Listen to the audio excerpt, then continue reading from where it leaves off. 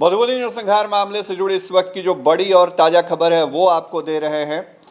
दरअसल मधुबनी के बेनीपट्टी थाने के मोहम्मदपुर गांव में होली के दिन 5 लोगों की हत्या कर दी गई थी। 2 लोगों की मौके पर ही मौत हो गई थी और बाद में 3 अन्य लोगों की इलाज के दौरान मौत हुई।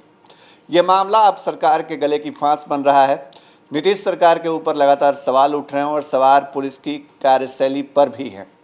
राज्य सरकार के मंत्री खुद सरकार की मंत्री होते हुए वो बिहार पुलिस की कार्यशैली पर सवाल उठा चुके हैं और लगातार यह आरोप लगाया जा रहा था कि इस मामले में जो बेनीपट्टी से बीजेपी के विधायक हैं विनोद नारायण झा, जो बिहार सरकार के पूर्व मंत्री रहे हैं, उनके करीबियों की तरफ से इस घटना को अंजाम दिया गया था, इस नरसंहार को अंजाम दिया गया था।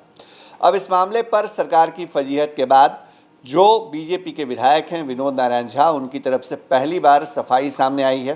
थोड़ी देर पहले विनोद नारायण झा ने एक वीडियो रिलीज किया है और इस वीडियो में उन्होंने बताया है कि इस हत्याकांड या इस नरसंहार को लेकर के उनकी कोई भूमिका नहीं है।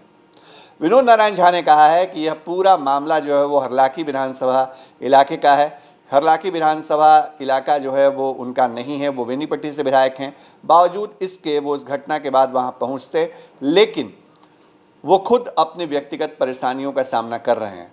विनोद नारायण झा ने कहा है कि उनके दामाद की तबीयत खराब है, दिल्ली में इलाज चल रहा है और वो अपने नाती पोतियों की देखभाल कर रहे हैं, इसलिए वहां नहीं गए।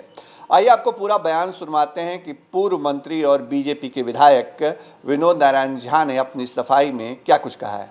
हरलाखी विधानसभा क्षेत्र अंतर्गत मोहम्मदपुर गांव में जो घटना घटी है वो मर्मांतक पीड़ा पहुंचाने वाली है।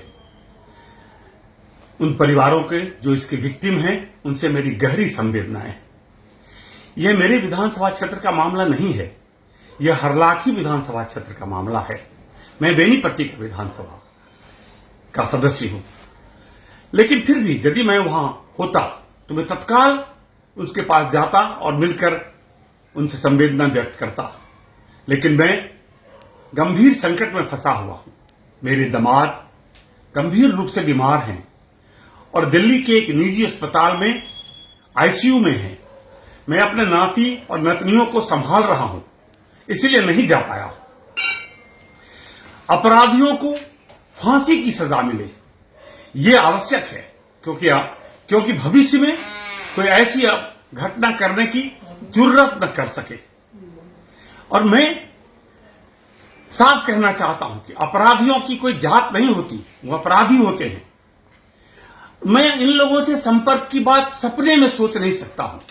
मेरे 40 सालों के राजनीतिक सामाजिक जीवन में जो लोग मुझे जानते हैं वो इस बात को समझते हैं कि मुझे इन लोगों से कभी कोई संपर्क नहीं रहा। इसलिए मैं उन लोगों से प्रार्थना करता हूं कि वो जो लोग इसे राजनीतिकरण करना चाहते हैं वो राजनीतिकरण न करें। अपराधी को फांसी तक पहुंचाने के लिए जो भी करना हो सो करें। मैं भी अपने स्तर से उन्हें फांसी तक पहुंचे वो, और जिस स्तर पर बात पहुंचानी हो मैं पहुंचा रहा हूं।